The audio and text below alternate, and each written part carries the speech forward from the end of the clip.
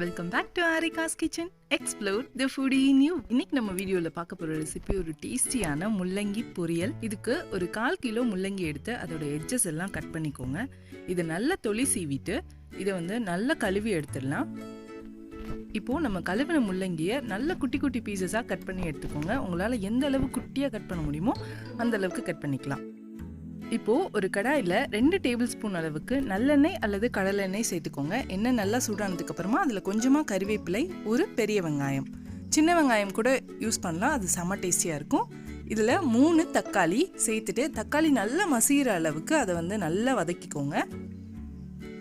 இதில் நம்ம வெட்டி வச்சிருக்கிற 1/4 கிலோ முள்ளங்கி இதையும் சேர்த்து நல்லா கலந்துடலாம். முள்ளங்கி சேர்த்த உடனே ஃப்ளேம் ஹையில் வச்சு நல்லா கிண்டுங்க.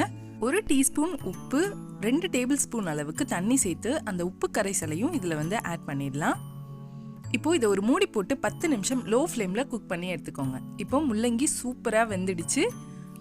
இதில் நம்ம 1 டேபிள் ஸ்பூன் அளவுக்கு மிளகாய் தூள் சேர்த்துக்கலாம். இந்த மிளகாய் தூள் சேர்த்துட்டு நல்லா அதை எல்லா பக்கமும் விரவிற மாதிரி நல்லா மிக்ஸ் பண்ணி விட்டுருங்க. இதில் ஒரு 2 முட்டை உடைச்சி ஊற்றிக்கலாம்.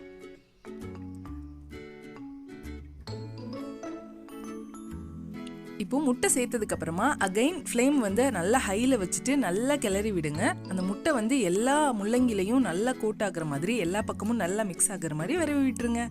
அவ்வளோதான், செம்ம டேஸ்டியான ஒரு ரெசிபி. இது குழந்தைங்க கூட ரொம்ப விரும்பி சாப்பிடுவாங்க. குழந்தைங்களுக்கு கொஞ்சமாக எடுத்து வச்சுட்டு இதில் ஒரு 3 அல்லது 4 பச்சை மிளகாய் இதையும் சேர்த்துட்டோம்னா செம்மையான டேஸ்ட்டில் ஒரு சூப்பராக இருக்கும். இது ஒரு சீட்டிங் ரெசிபி. பியூர் நான் வெஜிடேரியனை கூட வெஜிடபிள் சாப்பிட வச்சிடலாம். கண்டிப்பாக ட்ரை பண்ணி பாருங்கள். இந்த வீடியோ உங்களுக்கு பிடிச்சிருந்ததுன்னா லைக் பண்ணுங்கள், உங்கள் ஃப்ரெண்ட்ஸ் அண்ட் ஃபேமிலிக்கு ஷேர் பண்ணுங்கள். தேங்க்ஸ் ஃபார் வாட்சிங்.